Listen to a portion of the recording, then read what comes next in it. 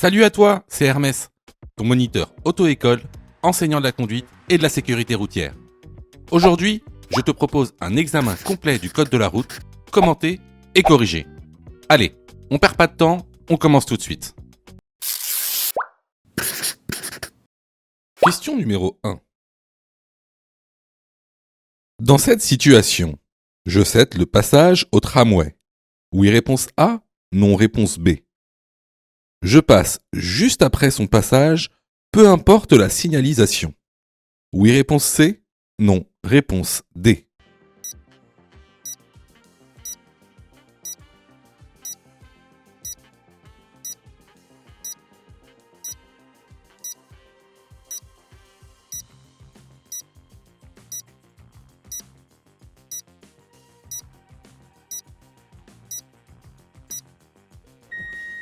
Alors ici on arrive sur une intersection, à une traversée de tramway, comme l'indique le panneau d'indication. Et on a un feu qui clignote au rouge. Donc le feu qui clignote au rouge signifie un arrêt absolu. Donc ici, le tramway a donc la priorité. Est-ce que je passe juste après son passage, peu importe la signalisation? Non, on attend que le feu passe au vert, enfin qu'il arrête de clignoter au rouge plutôt. Lorsqu'il arrête de clignoter, alors là tu peux passer. Pourquoi? En général, si un tramway passe dans un sens, ça veut dire que il y a une grande probabilité qu'il y ait un autre tramway qui passe dans l'autre sens. Donc, on reste à l'arrêt jusqu'à ce que la signalisation arrête de clignoter. Les bonnes réponses ici sont les réponses A et D. Question numéro 2.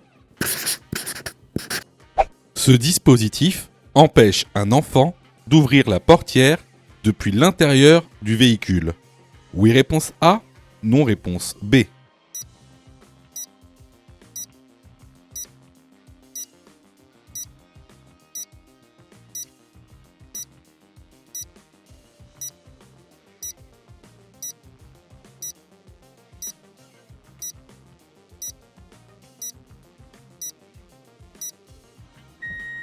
Alors, effectivement, c'est ce qu'on appelle le système de sécurité pour enfants. Ça empêche l'enfant d'ouvrir la porte depuis l'intérieur du véhicule pendant que vous conduisez. Alors, comment ça fonctionne? C'est simple, sur le côté de la portière arrière, vous avez une sorte de petite serrure dans laquelle il va falloir donc insérer la clé du véhicule et tourner à gauche ou à droite pour pouvoir verrouiller la portière depuis l'intérieur. Alors, dans certains véhicules, c'est pas une serrure, ce sera un loquet qu'il faudra pousser à gauche ou à droite. La bonne réponse ici est la réponse A. Question numéro 3. En agglomération, hors danger immédiat, je peux klaxonner. Oui, réponse A, non, réponse B. Si je klaxonne, j'encours une amende. Oui, réponse C, non, réponse D.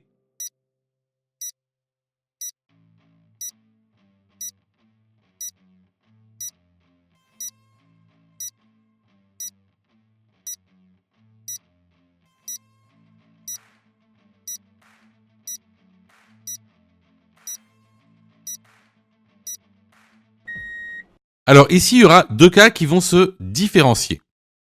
Prenons d'abord le cas de l'agglomération. En agglomération, il est strictement interdit de klaxonner, sauf danger immédiat. Donc c'est une contravention de deuxième classe qui est sanctionnée par une amende de 35 €.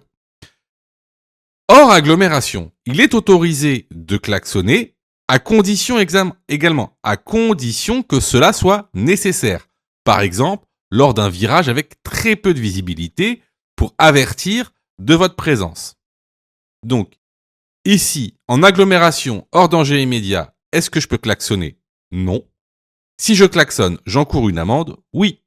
Les bonnes réponses sont les réponses B et C. Sais-tu que Mon Code de la route est aussi une plateforme pédagogique qui te permet de passer ton examen du code à partir de seulement 9,90 €. Et on a même conçu, spécialement pour toi, un programme qui te permet d'obtenir ton code en un temps record. C'est le programme Mon Code en 10 jours. Avec un calendrier de révision personnalisé, un contenu pédagogique par thème conforme à la nouvelle réforme, des nombreux tests d'examen blanc issus de l'examen officiel, accessible sur smartphone, tablette et PC durant 1 an et en accès illimité. Et surtout, cette formation est 100% remboursée en cas d'échec à l'examen. Alors, si tu souhaites obtenir ton code du premier coup sans te ruiner et sans risque, rejoins notre programme en cliquant sur le lien en description de la vidéo. Pour ça, tu as juste à cliquer sur le lien en description et à choisir ta formule. Question numéro 4. Je vais m'engager dans un carrefour à sens giratoire. Je suis placé sur la voie de gauche afin de tourner à gauche. Réponse A. Je suis bien placé. Réponse B. Je suis mal placé.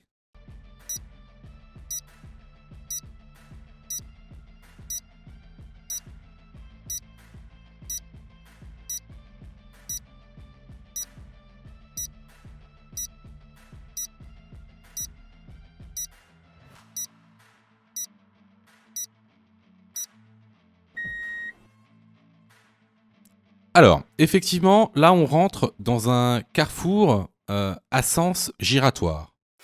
Donc la question qui est posée, c'est je suis placé à gauche. Pour pouvoir tourner à gauche au sens giratoire, est-ce que je suis bien placé? Alors, il faut que vous sachiez qu'il y a des procédures à suivre lorsqu'on prend un carrefour à sens giratoire. Il y a donc 4 procédures, car 4 possibilités. La première est la procédure pour tourner à droite. Ensuite, la procédure pour aller tout droit. La procédure pour aller à gauche. Et la procédure pour faire demi-tour. Chacune de ces procédures est différente. Donc, pour savoir si on est bien placé, on va regarder la procédure pour tourner à gauche. Procédure pour tourner à gauche dans un carrefour à sens giratoire. Tout d'abord, on se met sur la voie de gauche. Une fois arrivé au marquage au sol du céder le passage, je m'assure qu'il n'y a personne dans le sens giratoire, car je dois céder le passage au véhicule venant de gauche. Je m'engage dans le sens giratoire en prenant la voie de gauche du sens giratoire. Une fois arrivé à la portion qui clignote, je vais commencer à m'engager sur la voie de droite du sens giratoire. Avant ça, comme je change de voie, j'effectue mes contrôles. Rétroviseur droit, puis angle mort droit. S'il n'y a personne sur cette voie, je mets mon clignotant, je m'engage sur la voie de droite du sens giratoire. Une fois arrivé dans la rue dans laquelle je veux tourner, encore une fois, je dois effectuer 2 contrôles. Tout d'abord, le contrôle à gauche, pour m'assurer que personne va venir me couper la trajectoire. Donc, rétro gauche plus angle mort gauche. Ensuite, contrôle droit, rétro droit plus angle mort droit. Une fois que je me suis assuré qu'une personne ne vient à gauche ni à droite, je tourne dans la rue. Donc, est-ce que je suis bien placé pour tourner à gauche? La réponse est la réponse A. Question numéro 5. Plus je roule vite, plus la distance parcourue durant le temps de réaction est grande. Oui, réponse A. Non, réponse B.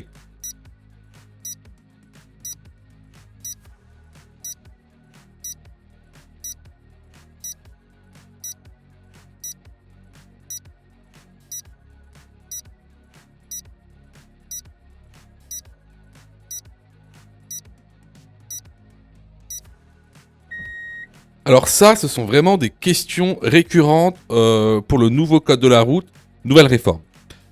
Faut vraiment que vous maîtrisiez ce sujet-là. Alors, avant toute chose, c'est quoi le temps de réaction ?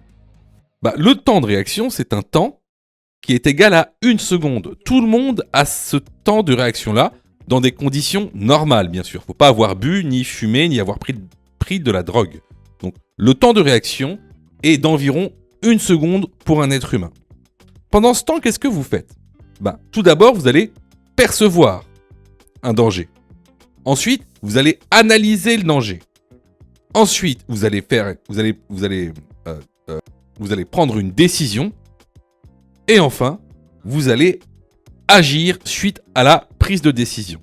C'est ce qu'on appelle le PADA. C'est un moyen mémotechnique pour s'en souvenir. Donc, P pour percevoir, A pour analyser, D pour décider, A pour agir.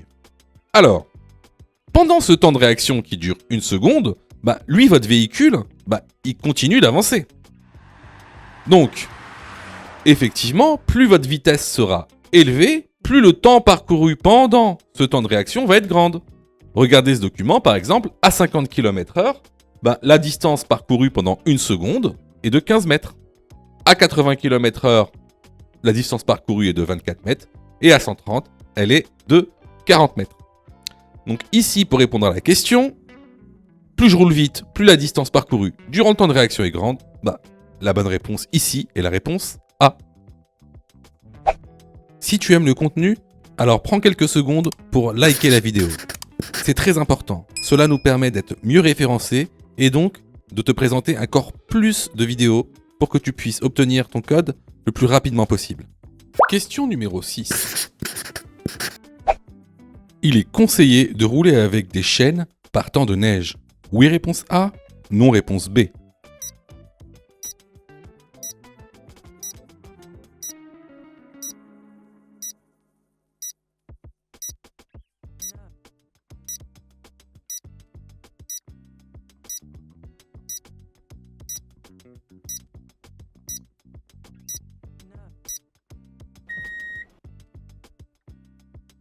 Alors, effectivement, les chaînes à neige ne sont pas obligatoires partout en France. Par contre, effectivement, par temps de neige, il est fortement recommandé de rouler avec des chaînes à neige, des pneus hiver ou des chaussettes. Alors, par contre, il y a des endroits où c'est obligatoire. En général, ce sont les zones montagneuses. Alors, il y a 2 panneaux qui vous obligent à mettre un dispositif antidérapant. Donc que ce soit des chaussettes, des chaînes ou des pneus neige. Alors, vous avez déjà ce panneau. Alors, ce panneau, on appelle ça le panneau B58, qui annonce en fait une entrée de zone d'obligation d'équipement en période hivernale. Alors, la période hivernale, c'est du 1er novembre au 31 mars. Et vous avez aussi ce panneau, donc c'est un panneau d'obligation, donc qui vous oblige à mettre des chaînes ou des pneus neige. Donc ici, est-ce qu'il est conseillé de rouler avec des chaînes par temps de neige ? Oui. La bonne réponse est la réponse A. Question numéro 7.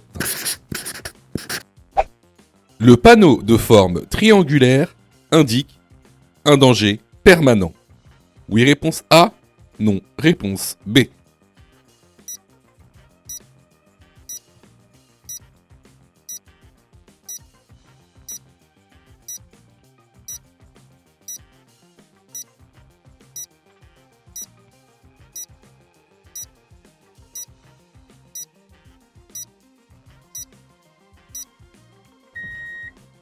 Alors, comme tu le vois ici, le panneau de danger qui annonce un Dodan ou Cassis est sur fond jaune. Donc, un panneau de danger sur fond jaune indique un danger temporaire. Si ça avait été un danger permanent, alors ce même panneau aurait été sur fond blanc. Donc, la bonne réponse ici est la réponse B.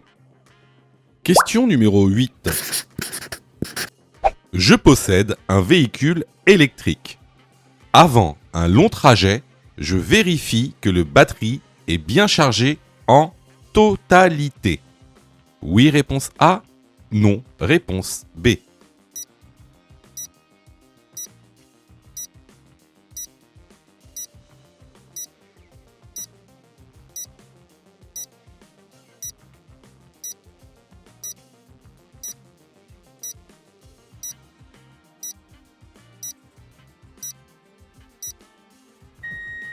Alors, cette question, elle a l'air un peu idiote, un peu stupide.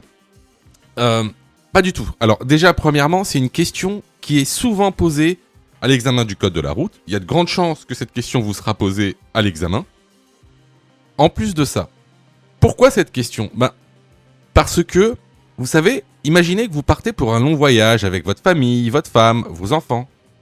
Qu'est-ce qui va se passer si la batterie, elle n'est pas chargée ?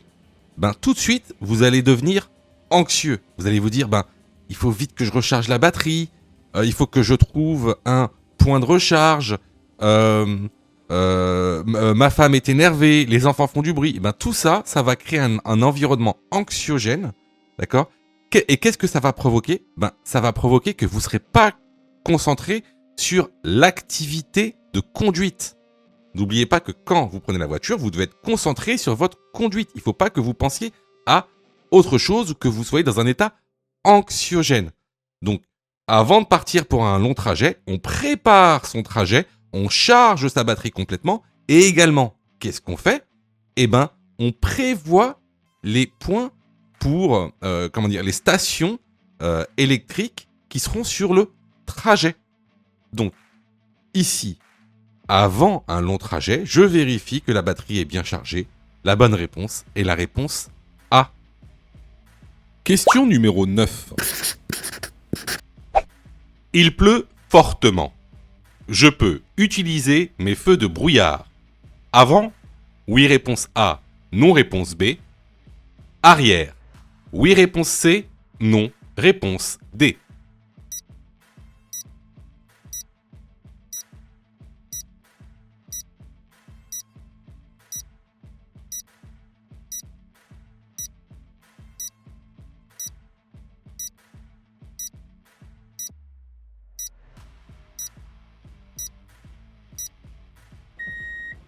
Alors portez votre attention sur cette réponse parce que vous êtes nombreux à ne pas savoir quand utiliser les feux de brouillard. Avant, les feux de brouillard arrière.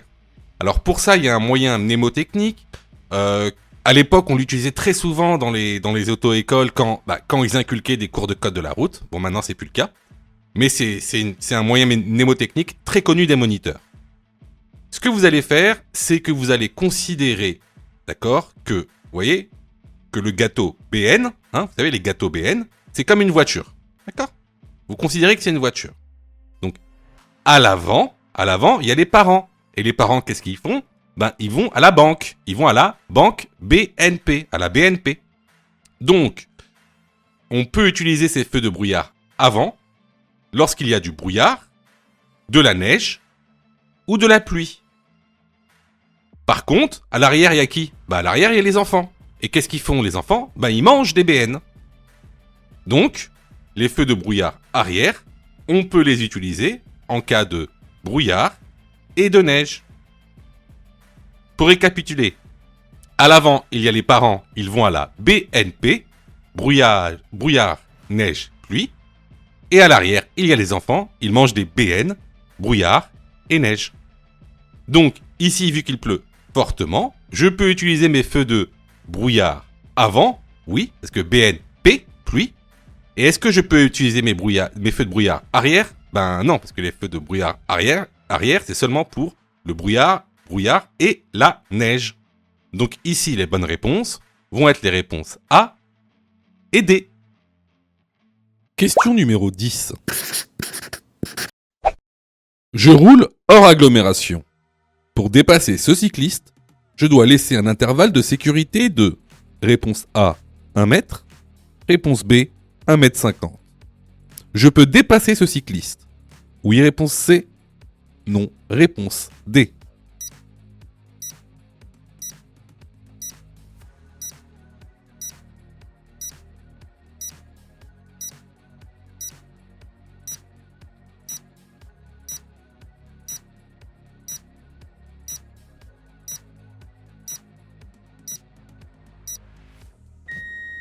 Alors, il faut que tu saches que l'intervalle de sécurité pour dépasser un usager vulnérable hors agglomération est de 1,50 m. Aussi ici, tu vois bien qu'on est dans un virage et qu'on manque de visibilité. Une voiture pourrait venir en sens inverse. Donc, je ne peux pas dépasser ce cycliste pour le moment. Les bonnes réponses ici sont les réponses B et D. Question numéro 11. En tournant à droite, je ralentis. Oui, réponse A. Non, réponse B.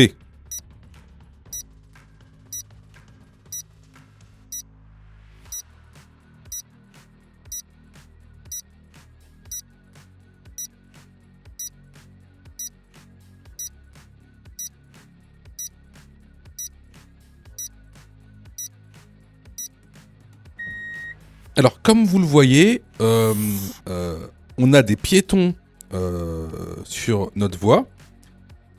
Donc, il va falloir faire attention. Alors après, vous allez me dire, oui, mais le feu est vert. Oui, le feu est vert, certes, mais n'oubliez pas que les piétons ont une zone d'incertitude beaucoup plus grande que celle d'un véhicule. Donc, en plus de ça, regardez, dans les piétons, il y a même des enfants. Donc, il y a différents types d'usagers avec deux différents types de zones d'incertitude. Bon, pour ceux qui savent pas ce que c'est qu'une zone d'incertitude, je vous conseille vivement d'aller dans la formation. On va pas pouvoir en parler dans cette question. Donc la bonne réponse ici, c'est que je ralentis. Donc la bonne réponse, c'est la réponse A. Les vidéos sont totalement gratuites. Donc abonne-toi pour aider la chaîne. Et surtout, active les notifications pour être prévenu des dernières vidéos et avoir ton code beaucoup plus rapidement. Question numéro 12. Je circule sur une route à sens unique. Oui, réponse A. Non, réponse B.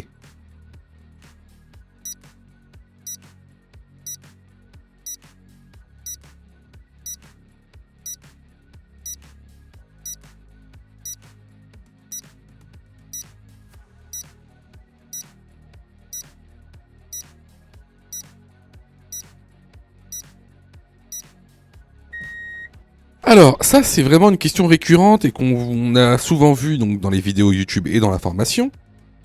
Pour savoir si on roule sur une route à sens unique, on regarde la ligne de rive à gauche. Donc ici, c'est une ligne blanche continue qui indique qu'on circule sur une route à sens unique.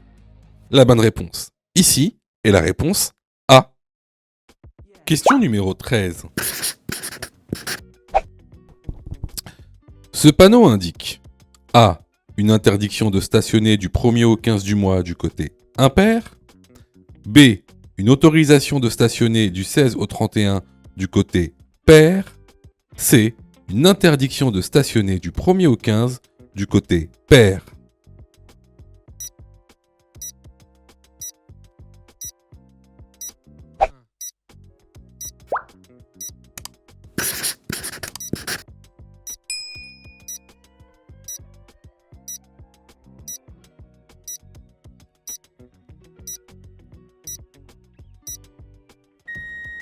Alors, ça, c'est le genre de panneau que vous ne maîtrisez quasiment jamais.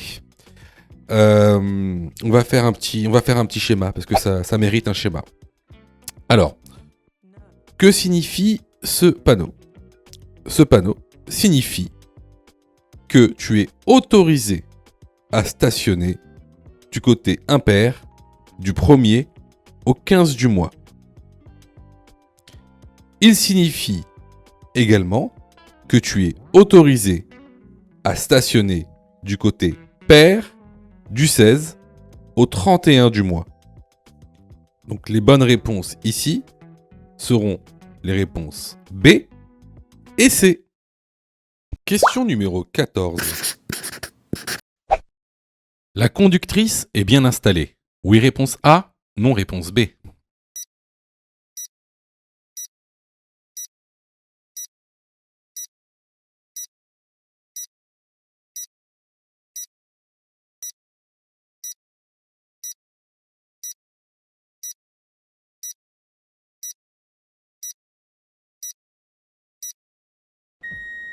Alors ça, c'est une super bonne question.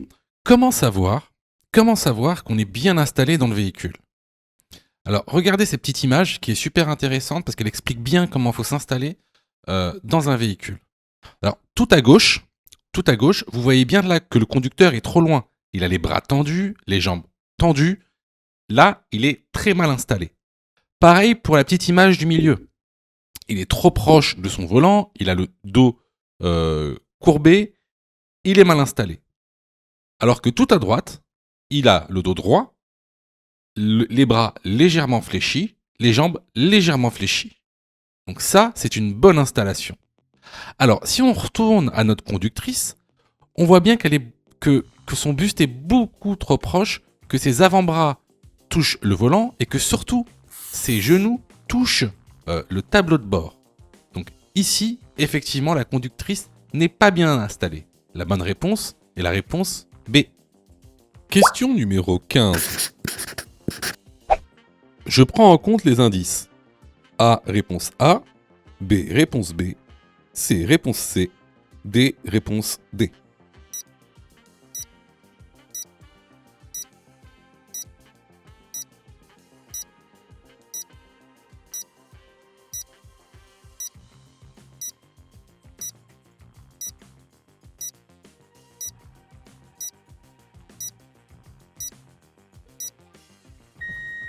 Alors ici, on est sur une voie d'assertion. Bien sûr, il faut prendre en compte la signalisation, le céder le passage en A, notre vitesse en D, bien sûr les usagers qu'il y a derrière nous en B. Par contre, le camion qui circule en sens inverse sur une route en plus à chaussée séparée n'a aucune utilité. Donc ici, les bonnes réponses vont être les réponses A, B et D. Question numéro 16.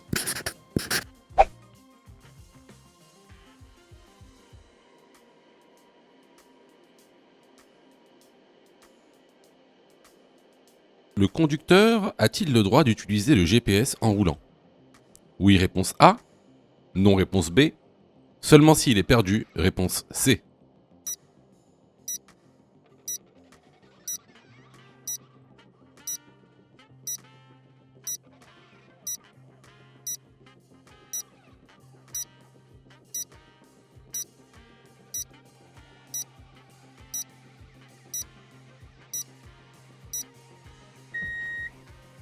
Alors, qu'il soit perdu ou non, il est strictement interdit d'utiliser le GPS ou le téléphone portable en conduisant. Donc là, ce qu'il faut faire, lorsqu'on se perd sur l'autoroute ou que le GPS ne fonctionne plus, on sort de la route, on s'arrête et on règle le GPS.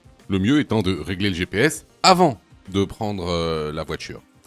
La bonne réponse est la réponse B. Question numéro 17.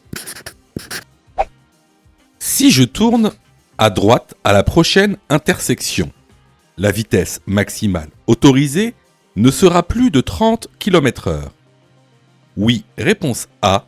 Non, réponse B.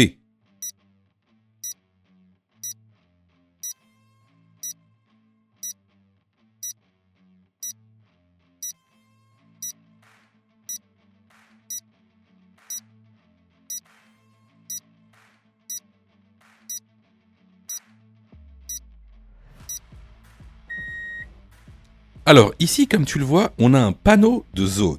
Je pense que tu sais ce que c'est.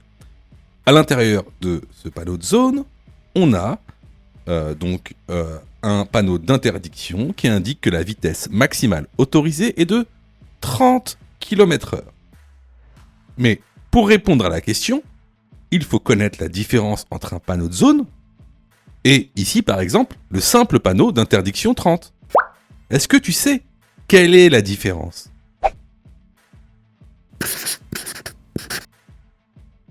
Eh bien, cette différence, c'est ce qu'on appelle l'étendue de prescription. Ces deux signalisations ont deux étendues de prescription différentes. Alors, c'est quoi une prescription? Une prescription, c'est la règle. Par exemple, si tu prends un panneau 30, c'est-à-dire un panneau d'interdiction 30, la prescription ou la règle, c'est que tu ne peux pas dépasser la vitesse maximale de 30 km/h. Donc la règle, c'est ce qu'on appelle la prescription. Et une étendue de prescription, c'est où cette règle commence et où cette règle se termine. Alors, prenons le cas d'une étendue de prescription pour un panneau d'interdiction. Peu importe le panneau d'interdiction, l'étendue de prescription d'un panneau d'interdiction, c'est quoi ? Ça commence au niveau de l'implantation du panneau et la prescription se finit à la prochaine intersection. Ça, c'est l'étendue de prescription pour un panneau d'interdiction. Quelle est l'étendue de prescription d'un panneau de zone ? Eh bien, la prescription d'un panneau de zone commence à l'implantation du panneau de zone et se finit à l'implantation du panneau de fin de zone. Et là, tu me diras, oui, mais si je tourne à droite à la prochaine intersection, peut-être qu'il y aura un panneau de fin de zone quand je vais tourner à droite. Eh ben non, parce que si la prescription s'arrêtait à la prochaine intersection à droite, ce qu'il y aurait ici, ce serait pas un panneau de zone, ce sera tout simplement un panneau d'interdiction, parce que l'étendue d'un panneau d'interdiction, elle s'arrête à la prochaine intersection. Donc, si je tourne à droite à la prochaine intersection, on sera toujours dans un panneau de zone, et donc la vitesse maximale autorisée sera toujours de 30 km/h. La bonne réponse ici est la réponse B. Question numéro 18. Ce bouchon est celui du réservoir du liquide de frein. Oui, réponse A. Non, réponse B.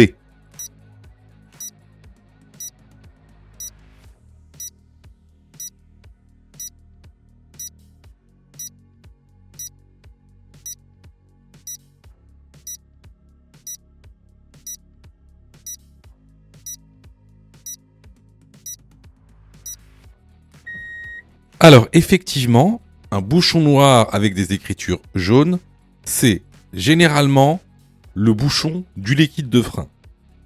Ici, pour en être sûr, on voit que, regardez qu'est-ce qu'il y a. Il y a le pictogramme du liquide de frein.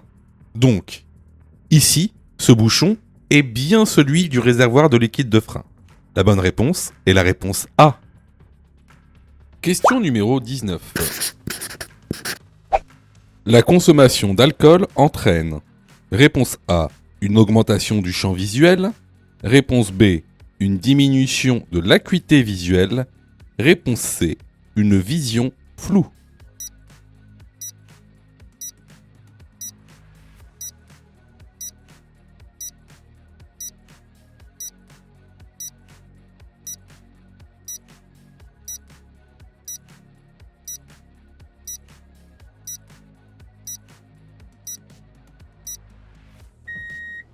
Alors, la consommation d'alcool, mais également de psychotropes, mais là on va parler de la consommation d'alcool, va avoir plusieurs effets sur la vision. Alors, ça va avoir quoi comme effet sur la vision ? Déjà sur le champ visuel. Ça va diminuer le champ visuel. Autre chose, ça va diminuer l'acuité visuelle. Alors attention, on n'a pas le temps, j'aurai pas le temps ici de vous apprendre ce que c'est qu'un champ visuel et une acuité visuelle, mais sachez que vous devez le savoir avant de passer votre code. Ce sont des notions très importantes, donc pour ceux qui ne savent pas, rendez-vous dans l'information.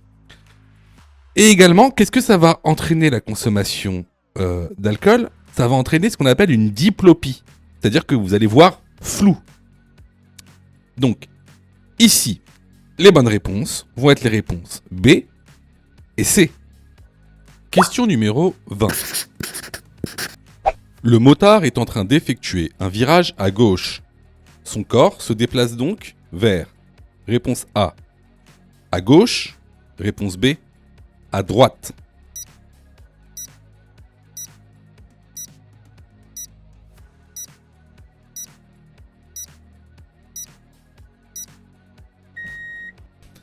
Ici, effectivement, le motard est en train d'effectuer un virage à gauche, à sa gauche, hein, donc notre droite.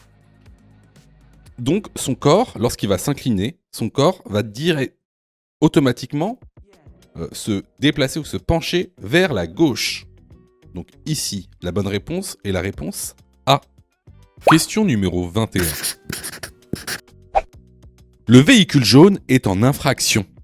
Oui, réponse A. Non, réponse B.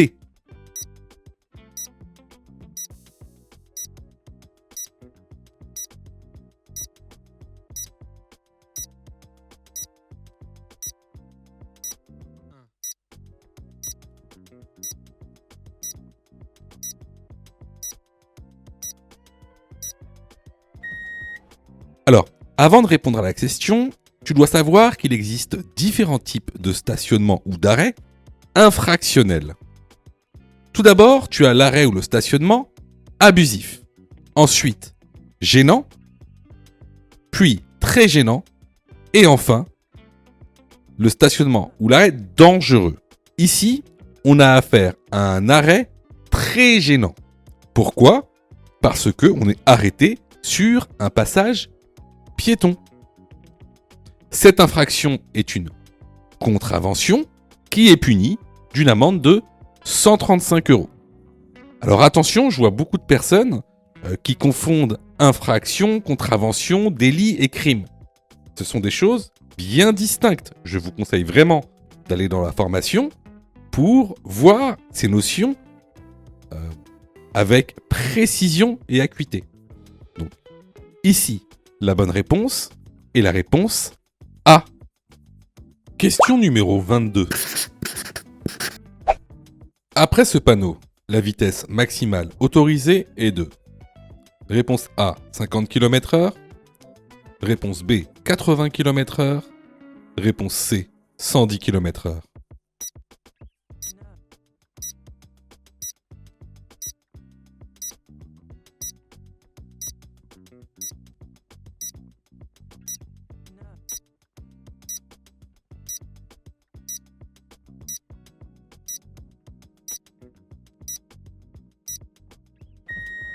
Alors, ici on a affaire à un panneau qu'on appelle panneau d'entrée d'agglomération.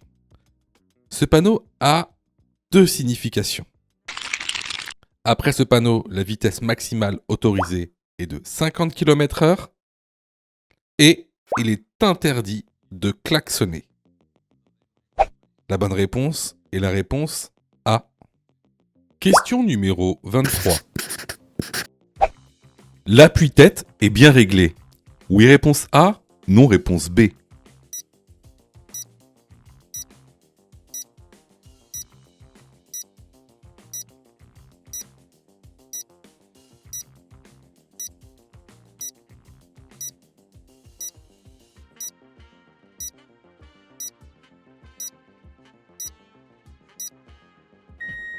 Alors, pour que l'appui-tête soit correctement réglé, il faut que le haut de l'appui-tête soit aligné avec le haut du crâne.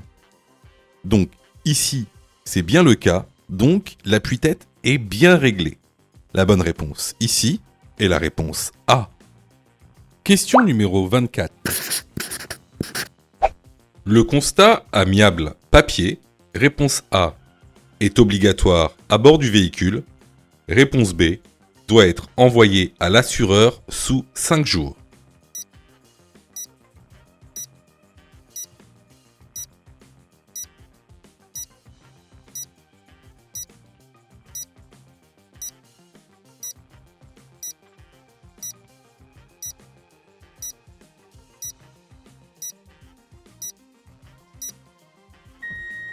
Alors, le constat amiable papier n'est pas obligatoire à bord du véhicule, d'autant plus qu'aujourd'hui, on a accès donc à nos portables et donc l'application e-constat.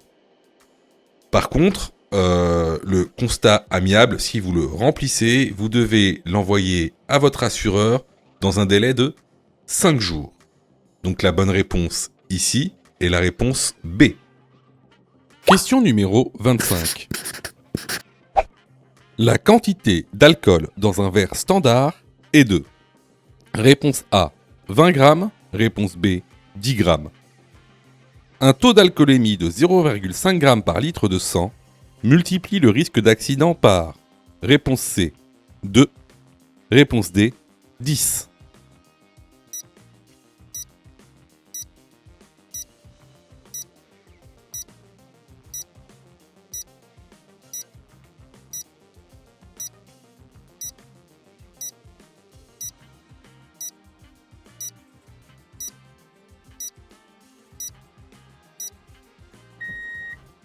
Alors tout d'abord, c'est quoi un verre standard? Un verre standard, c'est l'unité de mesure de l'alcool éthylique dans les débits de boissons, c'est-à-dire dans les restaurants, les bars, les tabacs, les PMU. À savoir qu'en fait, que ce soit un verre de bière, un verre de vin, un verre de digestif, un verre de whisky, peu importe le volume du verre, à l'intérieur, il y aura toujours la même quantité d'alcool, c'est-à-dire 10 grammes d'alcool. Ensuite, pour répondre à la deuxième question, un taux d'alcoolémie de 0,5 g par litre de sang multiplie le risque d'accident par 2. Les bonnes réponses ici sont les réponses B et C. Je vous invite fortement à aller dans la formation. On vous expliquera tout. Clairement, si tu as répondu faux à cette question, ça montre... Alors, ça montre pas que t'as pas révisé. Je suis sûr que t'as passé beaucoup de temps à réviser, à faire des séries, mais ça montre que t'as pas les notions essentielles. Voilà.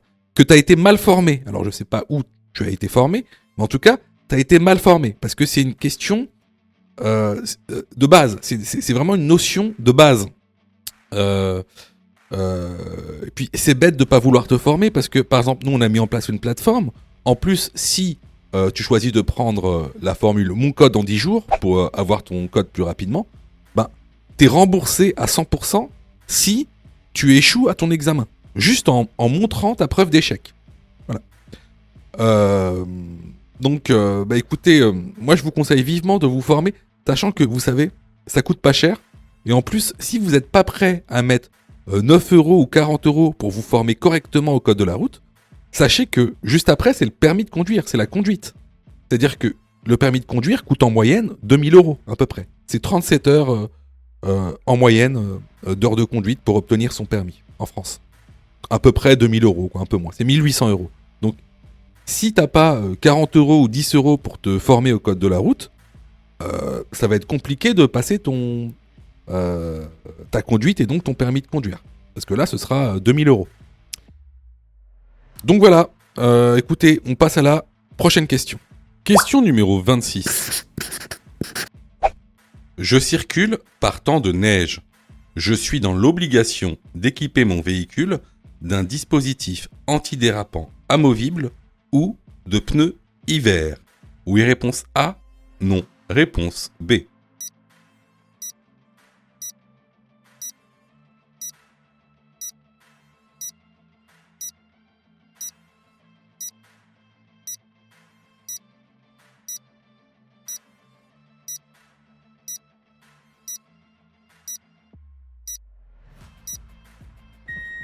Alors, tant que tu n'as pas vu l'un de ces deux panneaux, tu n'es pas dans l'obligation d'équiper ton véhicule de chaîne ou de pneus hiver.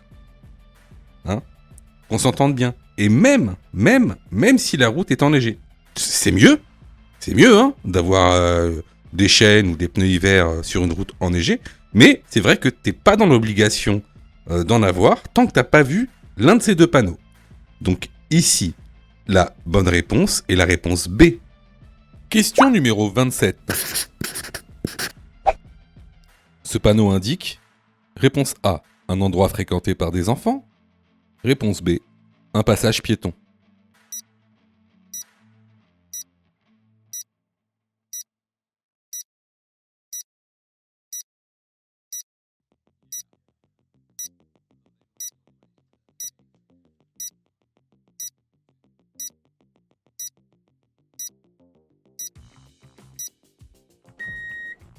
Alors, vous avez souvent tendance à confondre deux panneaux. Alors, le panneau de gauche, qui est un panneau de danger, et qui indique un endroit fréquenté par des enfants. voyez, il y a deux personnages. Et le panneau de droite, également un panneau de danger, qui indique un passage piéton. Donc ici, ce panneau indique un endroit fréquenté par les enfants. La bonne réponse est la réponse A.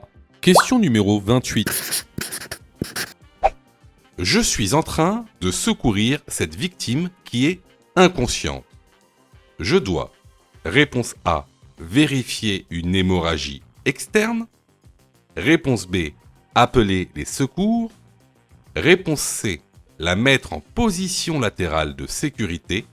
Réponse D, la déplacer en sécurité sur le trottoir.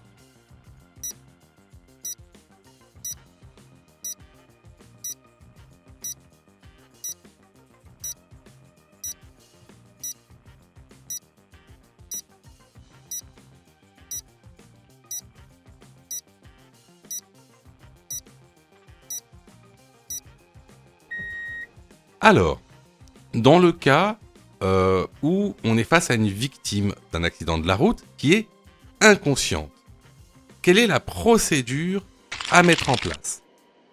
Tout d'abord, il va falloir vérifier si elle ne souffre pas d'une hémorragie externe, c'est-à-dire qu'il y ait beaucoup de sang qui coule de son corps. Dans ce cas-là, il faudra donc appliquer une pression à l'endroit de l'hémorragie. Ensuite, il faudra mettre cette personne en position latérale de sécurité. Et enfin, il faudra, si possible, la couvrir avec quelque chose de chaud, parce que toutes les victimes d'accidents souffrent d'hypothermie, c'est-à-dire que leur corps se refroidit. Surtout, ne jamais déplacer une victime inconsciente. Alors, arrivé à cette étape, je suis sûr que beaucoup de gens vont dire mais attends, t'as pas oublié quelque chose là? Tu t'appelles pas les secours? Bah non, j'appelle pas les secours. Ah bah pourquoi t'appelles pas les secours? Parce que ce serait la première chose à faire quand même. Bah non. Et je vais vous dire pourquoi. Parce qu'en fait, vous allez passer un examen. Et dans cet examen, il y a un programme.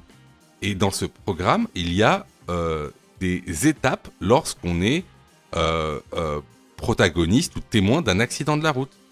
Ce programme, il dit quoi? Il dit que si vous êtes victime ou témoin d'un accident de la route, il faut respecter ce qu'on appelle le pas. Protéger, alerter, secourir. Et il faut le faire dans l'ordre. D'abord protéger, ensuite alerter, puis secourir. Ici, si tu regardes la question, qu'est-ce qu'on dit? On dit « je suis en train de secourir ». Donc tu es dans la dernière étape de la procédure. C'est-à-dire que alerter, c'était la deuxième étape, ça c'est déjà fait. Donc là, on est dans secourir, on n'est pas dans alerter. Voilà. Donc, il faut bien connaître son cours parce que sinon, il y a des questions, vous n'allez pas les comprendre. Et même, il y a des questions, en fait, vous allez croire que le moniteur a faux. Hein, vous allez être persuadé qu'il a faux, alors que tout simplement, disons qu'il vous manque des connaissances. D'où l'importance de se former correctement, sinon on ne comprend même pas ses erreurs. Donc ici, les bonnes réponses vont être les réponses A et C. Alors, attention, tout ce qui est dit sur cette chaîne concernant les secours, les premiers secours à la personne ne sont valables que pour l'examen du code de la route. C'est de la théorie pure. Pourquoi je vous dis ça? Parce qu'en fait, dans la réalité, il y a plein de cas particuliers. Donc, si vous voulez savoir comment réellement secourir une personne, il faut passer votre brevet de secourisme. D'accord? Donc, ce qui est dit ici n'est valable que pour passer l'examen du code de la route, car c'est de la théorie. On ne fait que balayer les grandes lignes. Question numéro 29. Les véhicules électriques permettent, réponse A, de diminuer la pollution, réponse B, de diminuer les nuisances sonores, réponse C, de diminuer les embouteillages.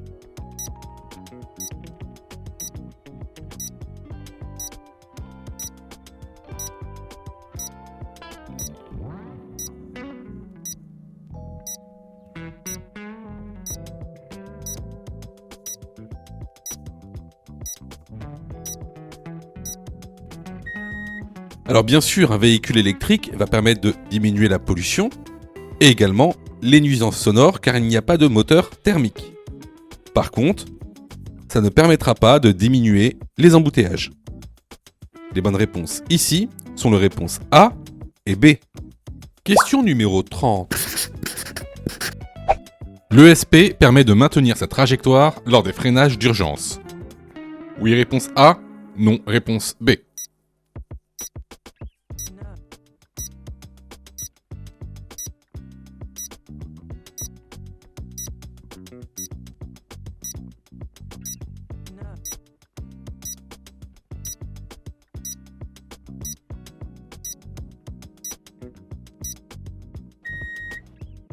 Alors, ce qui me permet de maintenir sa trajectoire lors des freinages d'urgence, c'est ce qu'on appelle l'ABS.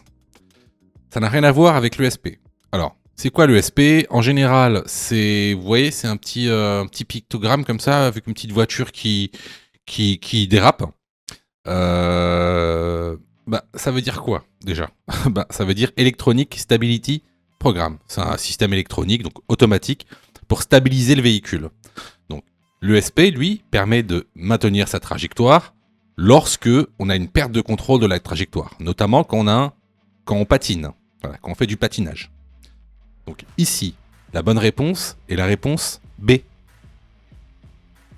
Question numéro 31. Rouler avec une voiture hybride permet de diminuer les émissions polluantes. Oui, réponse A. Non, réponse B. Participe à l'éco-conduite. Oui, réponse C.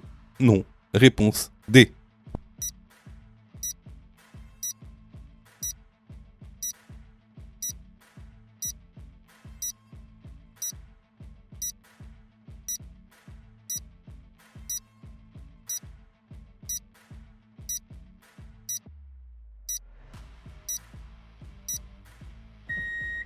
Alors, rouler avec une voiture hybride, effectivement, va diminuer les émissions polluantes, les gaz à effet de serre, notamment. Est-ce que ça participe à l'éco-conduite ? Eh bien, non. Regardez, ici, je vous ai mis le document que vous retrouverez donc dans l'information. C'est quoi l'éco-conduite ? L'éco-conduite, c'est la mise en pratique de pratiques qui permettent justement de diminuer l'impact environnemental de la conduite. Ça va être par exemple, alléger le véhicule, préparer l'itinéraire, vérifier la pression, rouler moins vite, limiter la climatisation, etc.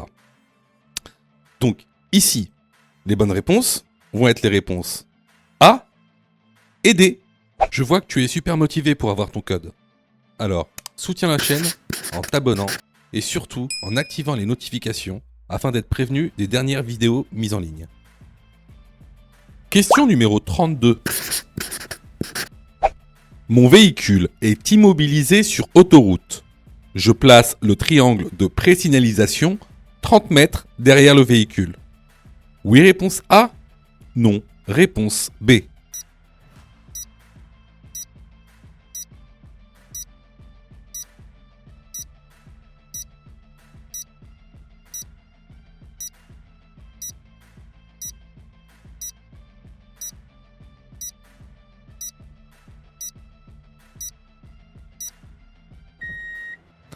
Alors, j'aime beaucoup cette question parce qu'en fait, ça montre si tu connais réellement ton code de la route ou pas. Vous faites souvent cette erreur sur cette question, souvent parce que vous avez été, il faut le dire, mal formé en fait. Voilà, vous n'avez pas suivi une bonne pédagogie. Alors, vous savez que sur autoroute, il est interdit de sortir de son véhicule. C'est strictement interdit de marcher sur l'autoroute. C'est une infraction. D'ailleurs, votre temps de survie sur autoroute, lorsque vous êtes un piéton, ne dépasse pas 20 minutes. Donc, sur autoroute, lorsque mon véhicule est immobilisé, je ne mets pas de triangle de présignalisation, je reste dans ma voiture, sur la bande d'arrêt d'urgence. Alors, souvent vous confondez entre mettre un triangle de présignalisation sur autoroute et en agglomération. En agglomération, Si votre véhicule est immobilisé, oui, vous devez mettre le triangle 30 mètres en amont de votre véhicule. Mais sur autoroute, surtout pas. C'est totalement interdit. Donc, la bonne réponse ici est la réponse B. Donc vraiment, si tu t'es trompé à cette question, je t'encourage vraiment à aller sur la plateforme pour te former correctement. Parce que en fait, ça montre que t'as pas les notions nécessaires. Tout simplement. Allez, on passe à la prochaine question. Je vous incite fortement à vous former, ça vous évitera beaucoup de problèmes. Par exemple, le fait de repayer pour repasser votre code pour à peine quelques points de raté. Donc pour ça, je vous conseille vraiment de vous former. Alors c'est bien de faire des exercices, c'est bien de faire des tests, des examens blancs, mais d'abord, il faut connaître son cours. Donc nous, on a mis en place une plateforme pédagogique pour tous les budgets et pour tous les besoins. Donc, vous avez donc la plus petite formule, qu'on appelle la formule basique, à 9,90 € par semaine. Celle-ci, elle est réservée à ceux qui ont déjà passé leur code et qui veulent une remise à niveau pendant une semaine. Ensuite, vous avez la formule standard, qui, elle, est valable pendant 1 an en illimité. Elle est à 19,90 €. Elle est valable 1 an en illimité. Cette formule, elle est réservée plutôt aux personnes qui n'ont jamais passé le code. Donc, à l'intérieur de la formule, tu auras tous les cours pédagogiques par thème, tous les exercices d'entraînement par thème, 30 examens officiels avec plus de 1200 questions commentées et corrections détaillées, toutes les fiches pédagogiques. Tu auras aussi droit à un suivi personnalisé pour voir ta progression et une équipe qui sera là pour répondre à tes questions. Ça, c'est pour les personnes qui n'ont jamais passé le code. Ensuite, vous avez pour ceux qui veulent obtenir leur code rapidement, vous avez la formule Mon code en 10 jours qui vous permet de passer votre code en 10 jours. Alors, cette formule-là, elle est spécifique. Elle a des modules pédagogiques spécifiques, accélérés, des fiches mémotechniques, des cours condensés avec l'essentiel, des exercices pédagogiques d'entraînement et un calendrier d'apprentissage personnalisé. Bien sûr, tu auras le droit à tous les cours pédagogiques aussi, toutes les fiches pédagogiques, tous les examens officiels, les 1200 questions commentées et détaillées. Et tu auras aussi un suivi personnalisé. Donc cette formation, elle est aussi valable pendant 1 an en illimité. Et en plus, elle est remboursée à 100% si tu échoues ton code. Donc tu auras juste à envoyer la preuve de ton échec et tu seras automatiquement remboursé. Ensuite, on a une dernière formule. Ça, c'est plutôt pour les personnes qui viennent d'arriver en France et qui aimeraient avoir des informations sur le passage du code et le passage du permis. Par exemple, les différents types de permis qui existent. Le permis normal, le permis accompagné, le permis encadré, le permis supervisé. Et aussi, si tu veux savoir comment tu peux te faire financer ton permis de conduire. Tous les organismes de financement qui peuvent financer soit à 100%, soit de manière partielle, ton permis. Bon, ça c'est réservé aux personnes qui viennent d'arriver en France et qui veulent avoir leur code. Donc voilà, on a voulu que ce soit une plateforme pour que tout le monde puisse se former au code de la route. Donc il y en a pour tous les budgets et surtout, il y en a pour tous les besoins parce que chaque personne a des besoins différents. Donc je vous incite vraiment à aller dans la formation. Alors pour y aller, c'est très simple. Dans chaque vidéo, vous voyez, vous allez dans description et il y a un lien vraiment en début de description. Donc il y a un lien. Tu cliques dessus, hein, tu cliques sur le lien. Oui, tu vois, il y a marqué plateforme de formation en ligne. Tu cliques sur le lien. Ce lien te ramène directement sur le site internet. Et là, tu cliques sur la formule qui te correspond. Ensuite, il ne te reste plus qu'à souscrire à la formation et tu auras accès directement donc à ton espace élève, à toute la plateforme pédagogique. Question numéro 33. J'ai le droit de circuler en feu de croisement? Oui, réponse A. Non, réponse B. En feu de route? Oui, réponse C. Non, réponse D.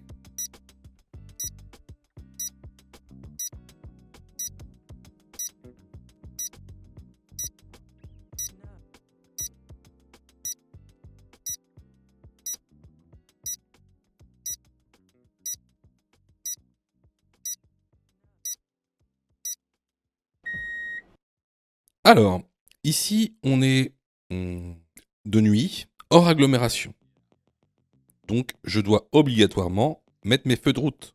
Surtout qu'il n'y a aucun véhicule en face de moi ou qui arrive vers moi. Donc ici, est-ce que j'ai le droit de circuler en feu de croisement ? Non, parce qu'on est on est hors agglomération non éclairée. Est-ce que j'ai le droit de circuler en feu de route ? Oui. Les bonnes réponses sont les réponses B et C.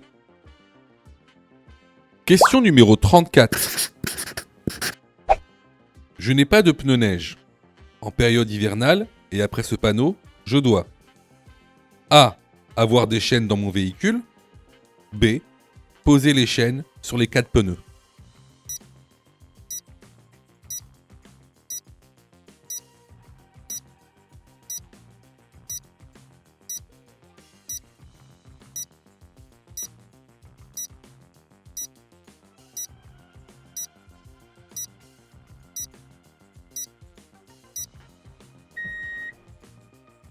Alors, la période dite hivernale, c'est du 1er novembre au 31 mars. Donc, j'ai plusieurs choix. Après ce panneau, je peux équiper mon véhicule de pneus hiver, les 4 roues. Ou alors, je peux aussi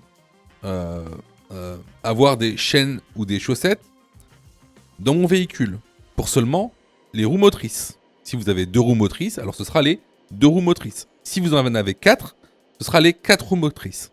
Alors ici, si vous voyez bien, la route n'est pas enneigée. Pas du tout même. Donc pas la peine de mettre des chaînes si j'ai pas de pneus hiver. Le plus important, c'est de les avoir dans son véhicule au cas où il y a des épisodes de neige dans les jours à venir. Donc la bonne réponse ici est la réponse A. Question numéro 35. Favoriser les transports en commun permet de réduire le nombre de véhicules en circulation. Oui, réponse A. Non, réponse B.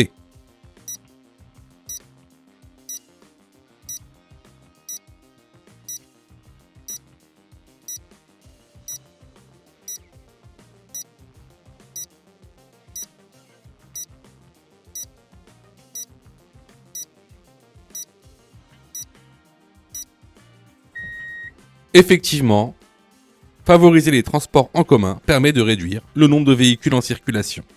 La bonne réponse ici est la réponse A. Question numéro 36. La fatigue est responsable. Réponse A, de 23% des accidents de la route. Réponse B, de 33% des accidents de la route. Après les premiers signes de somnolence, le risque d'accident est multiplié. Réponse C, par 3 ou 4. Réponse D, par 5 ou 6.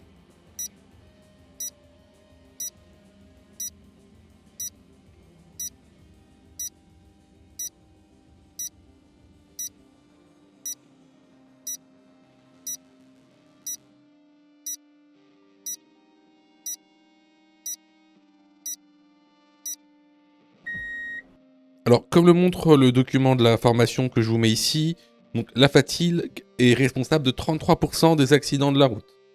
Et après les premiers signes de somnolence, le risque d'accident est multiplié par 3 ou 4. Les bonnes réponses ici sont les réponses B et C. Question numéro 37.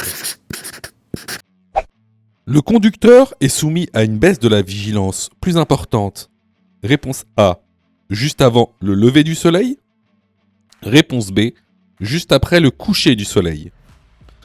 3 heures de conduite prolongée de nuit équivaut à une alcoolémie. Réponse C, de 0,8 g par litre de sang. Réponse D, de 0,4 g par litre de sang.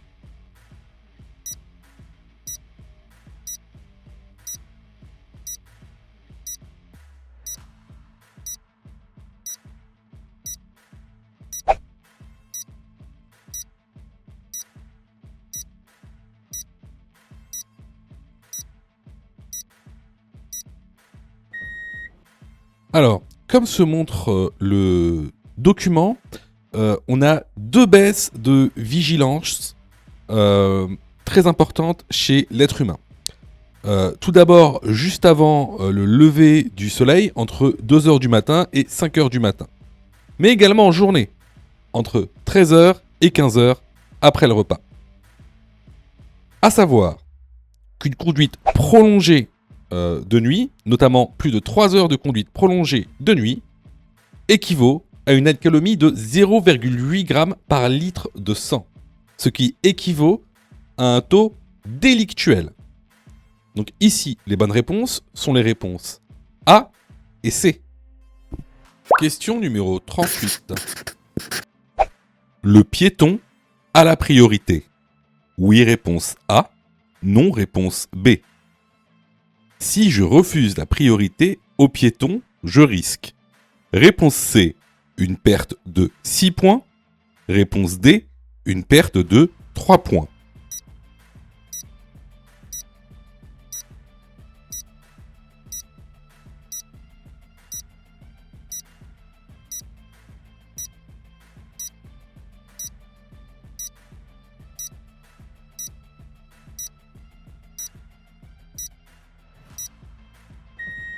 Alors, sache que tu es dans l'obligation de céder la priorité au piéton à un passage piéton. Le cas contraire, ça, c'est ce qu'on appelle un refus de priorité piéton, et c'est sanctionné par une contravention de 4e classe, une perte de 6 points sur le permis de conduire et 135 € d'amende. Les bonnes réponses ici sont les réponses A et C.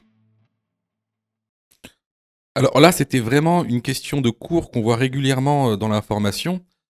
Donc, si vous avez eu faux à cette question, vraiment, je vous incite vraiment à vous former, hein, que ce soit chez nous ou ailleurs. Alors, je reçois plusieurs messages de votre part, d'ailleurs, je vous en remercie. Alors, vous me posez souvent 2 questions. Alors, la première, c'est quand est-ce que je suis prêt pour passer mon code ? Et la deuxième, c'est est-ce que je dois suivre la formation ? Alors, tout d'abord, on va répondre à la première question. Quand est-ce que tu es prêt pour passer ton code ? C'est très simple. Si tu fais moins de 5 fautes sur les 5 dernières séries d'examens blancs que tu as fait, alors tu es prêt à passer le code de la route.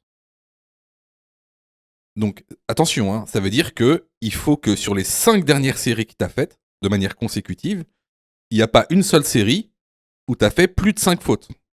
Donc si tu as fait plus de 5 fautes à une seule série, il faut que tu continues à faire des examens blancs. La deuxième question.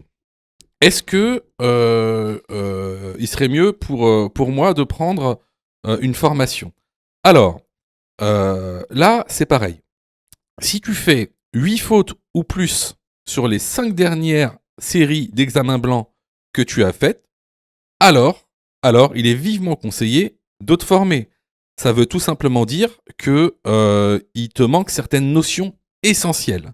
Ça ne veut pas dire que tu connais pas ton cours, ça veut dire qu'il te manque des notions essentielles pour pouvoir progresser. Et clairement, c'est pas en faisant des examens blancs que tu vas progresser, tu vas même plutôt stagner. Voilà. Donc si tu as fait 8 fautes ou plus sur l'une des 5 dernières séries que tu as faites, je te conseille vivement de te former. Surtout que on a mis en place donc une plateforme pédagogique qui répond vraiment à tous vos besoins. On a fait en sorte que tout le monde puisse se former au code de la route. Vous avez la formule standard, par exemple, qui est à 19,90 € par an. Donc vous payez une fois 19,90 € et vous avez le droit à toute la plateforme pendant 1 an en illimité, avec tous les cours, tous les 10 thèmes, plus de 1200 questions issues de l'examen officiel, commentées et corrigées. Vous avez pour ceux, par exemple, qui veulent passer leur code rapidement, la formule à mon code en 10 jours, pour passer son code en 10 jours, qui est à 39,90 € par an, en illimité. Et en plus, si vous ratez votre code, vous êtes 100% remboursé, seulement en envoyant votre preuve d'échec. Sinon, pour ceux qui le souhaitent, vous avez la plus petite formule, la formule basique, qui est à 9,90 € par semaine. Celle-ci, c'est une formule qui est hebdomadaire, qui en général est réservée à ceux qui ont déjà passé leur code et qui ont échoué. C'est une sorte de remise à niveau. Donc, vraiment, il y en a pour tous les besoins et il y en a aussi pour tous les prix. Et c'est vraiment pas cher. Ce serait bête de rater son code alors que vous auriez pu vous former pour 9,90 €. Pour ça, tu as juste à cliquer sur le lien en description et à choisir ta formule. Question numéro 39. La prise de cannabis augmente la prise de risque. Oui, réponse A. Non, réponse B. Augmente le temps de réaction. Oui, réponse C. Non, réponse D.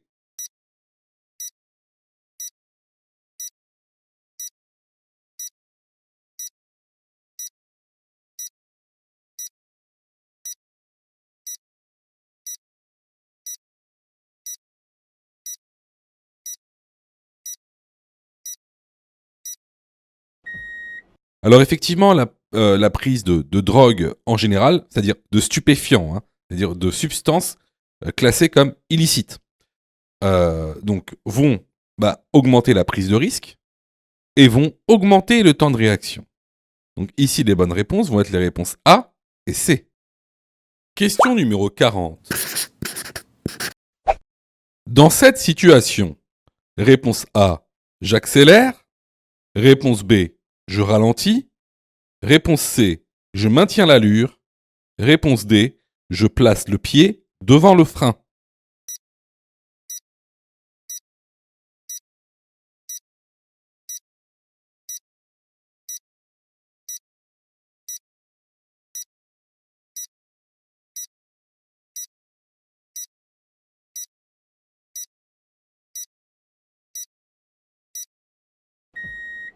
Alors, dans cette situation, regardez bien, on est à peu près à 50 mètres d'un feu qui est vert. Dans ce cas-là, vous savez que le feu peut passer au rouge à tout moment. Le feu peut passer au rouge à tout moment, et s'il passe au rouge, il va falloir s'arrêter au feu rouge. Donc, pour anticiper, qu'est-ce que je fais à l'approche d'un feu qui est vert? Je ralentis et je place mon pied devant le frein. En aucun cas, j'accélère à l'arrivée d'un feu rouge, ou même je maintiens l'allure. Je ne maintiens pas mon allure. Je ralentis un tout petit peu et je place le pied devant le frein au cas où si le feu passe au rouge. Les bonnes réponses ici sont les réponses B et D. Si tu as fait 8 fautes ou plus, ne panique pas. Rejoins-nous sur notre plateforme pédagogique en ligne en cliquant sur le lien en description de la vidéo. Tu pourras alors choisir la formule qui te convient. N'oublie pas de liker la vidéo et de t'abonner pour recevoir toutes les dernières notifications. Tu peux aussi continuer à t'entraîner en cliquant sur l'une des vidéos qui s'affichent.